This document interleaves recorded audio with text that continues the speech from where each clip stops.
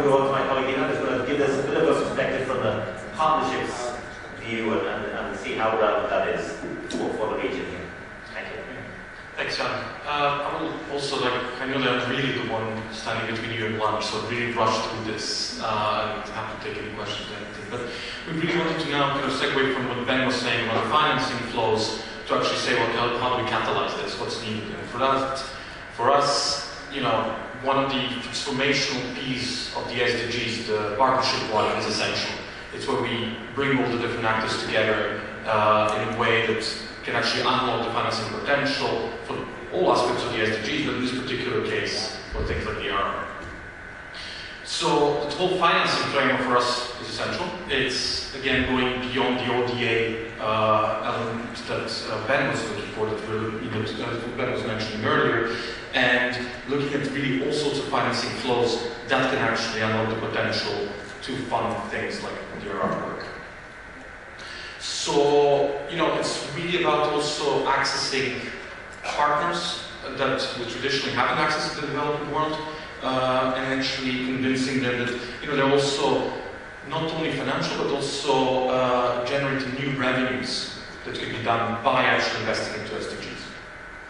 So what does it mean for UNDP? This is going to be actually a shameless plug for UNDP, generally this whole presentation.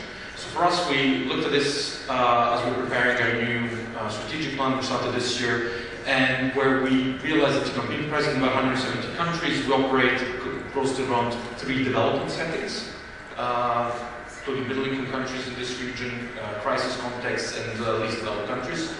And around that, we developed 6 signature solutions that bring the whole model together. We also realized that, as our administrator said, PE and UNDP should actually stand for partnerships. So we're developing models of platforms that actually serve as enablers for capitalizing investment into development. And we're looking at all these new business models. We're looking at new partners, we're looking at new actors, we're really trying to unearth anybody beyond the usual suspects. So, quickly, what do we mean by the platform approach? So for us, the question is really, how do we bring the new actors? How do we partner with, for example, insurance companies? How do we partner with investment funds? How do we partner with individual investors? How do we partner with the private sector beyond corporate social responsibility? How do we actually make them stakeholders in achieving the SDGs and actually achieving certain targets? And how do we do this in a complex manner, in a horizontal manner, and how do we actually do it in a way that creates co-ownership of solutions, right? Where we're moving away from the traditional emphasis on us providing a solution to one where we actually bring in all those different solutions in one place and find the best one. So apart from, of course, governments, which in our view are actually major funders, financiers of, should be major financiers of SDGs, especially at national level, we also look at, who are the other partners that we can bring in. Of course, the traditional donors are there, but also non-traditional donors. We see emerging economies as increasingly being interested in providing official development assistance, but also investments. We look at the large international financial institutions as major stakeholders and major possible capitalists, and finally, of course, the private sector. So, for example, new donors type of approach, and there's many examples. I just want to flag one that's particularly important for our region because it's an emerging partner for us, and it's the Russian Federation, and looking at how we can use this kind of traditional ODA money to actually create an environment and capitalize further investments, so create an enabling system, de-risk some of the work that's being done, and then bring in, crowd in others.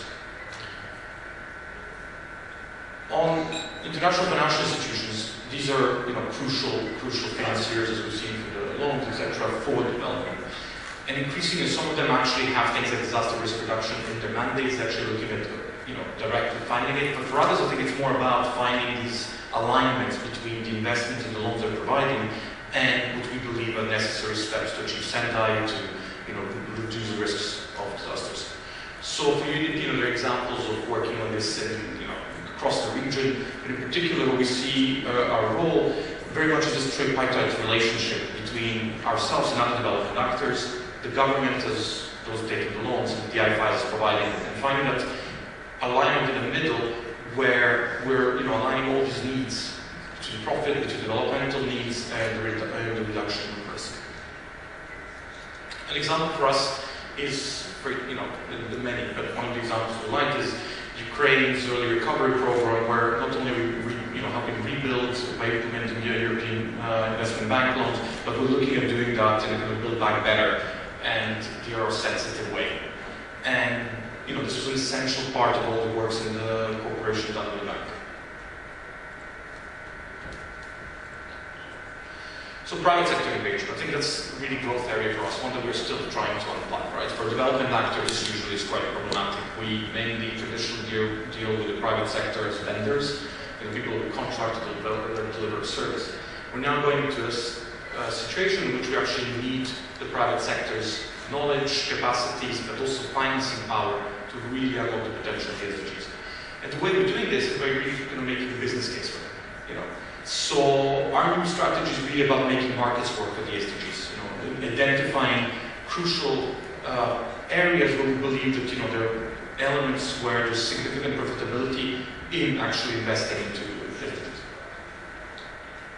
So for us, it's really three ways of working. So unlocking the private finance. It's aligning, working with businesses for them to align their business practice, core businesses with the different SDGs that are relevant, and then putting practice policies that will foster inclusive and green economies. And we do this through a series of service offers that look at different things. And one of the examples I really want to, one of the examples that I really want to bring in is this connecting business platform, which is not a UNDP, but a UN and private sector platform, working at how business works, in all phases, before, during, and after a disaster, and how we can actually both make them more resilient, but also make them contribute significantly more to what we're trying to do in terms of unlocking financing for DRR. The second example, I'm finished here, and my colleagues, Stanislav in particular, has much more information, is also opportunities around DRR and private sector. So where can they actually really contribute? So the work that we're doing with the DHL on resilience of airports to disaster risk reduction is one of the many examples of how we can actually bring in the expertise and the knowledge, as well as the financing, in order to make it so more resilient. So thank you very much.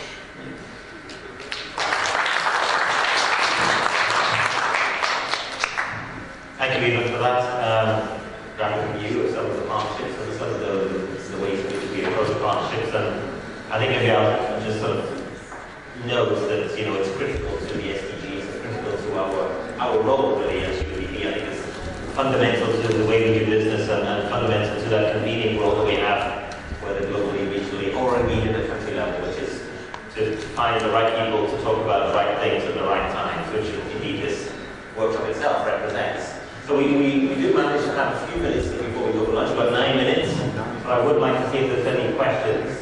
Before I see one question there from the gentleman there from Turkey. Are there any other questions? If I get a range of questions, or is it just that one? Please hold up your hands or do not. No? Well, we just have you, sir. Please, fire away. Thank you. So just a quick question, and also to say that we are actively working on CBI Turkey. We had a meeting yesterday with the team, so it was very nice to see it up there. Thank you for that. It's a question for both of you. It's a matter of scale. My question is about, are you interested, or do you see the ecosystem at the scale of the city? Because in Turkey, it seems that a lot of things, especially on climate resilience, are faster moving at city level, while the ministries are a bit slower, and cities are a good scale to work on risk and resilience, etc. It means that it requires, and they have quite unique ecosystems of relationships and partnerships. So just a very broad question to Ben regarding, is it possible to do that type of analysis at city level? And a very broad question to Ivan, are you also looking at partnerships and ecosystems at city level rather than national level? Thank you.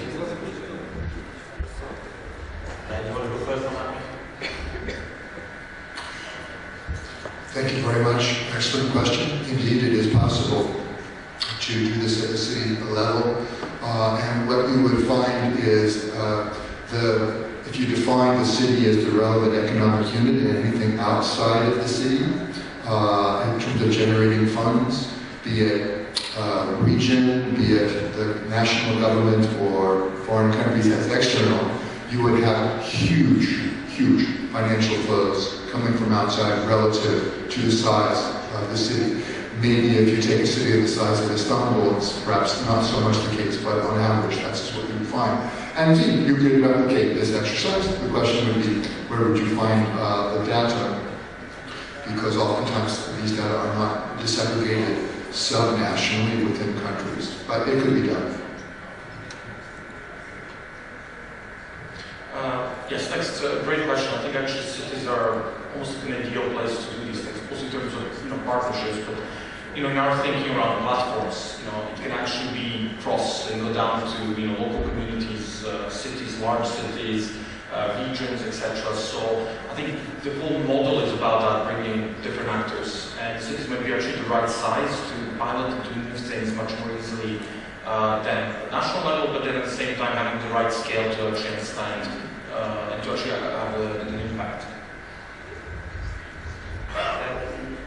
Maybe just as a follow-on to that question, I think it's a very interesting question with lots of layers, but I think one of the things which we see from the sort of climate side, of course, is the role of cities, subnational authorities, in actually driving through, for example, the Paris Agreement and the follow-up to there. So, for example, one of the things we saw, of course, in the US case is that even while the national government went in a particular direction, well, a lot of the major economic centers of gravity in the US that said, well, actually, no, for us, climate change is still incredibly relevant, so we will continue on the track that we've set forward, and they are hugely influential. And I think that could also be the case in this region, where you have countries, perhaps sometimes with separate ideas from some of the subnational authorities, but of course that's one of those issues for those countries to look at. But certainly cities are very important, and that's good. Now, are there any other following questions to that? I think that's a no. I'm just going to look at Stanislav just to get an understanding of logistics, because we do have lunch now, and we want to make sure that people are ready for the next session, because what's going to happen is we're going to break up into a series of rooms in countries, and I think Stanislav, that is on the door there, just behind Arnold there, you'll see where you need to go to. And I just want to check the timing now. So we're going to go for lunch now. So when do we go to those rooms, Stanislav? Probably at 2:15. 2:15. So go to lunch now, and then 2:15 in the rooms there, and we start to do the work based on what we've talked about so far. Okay, thank you.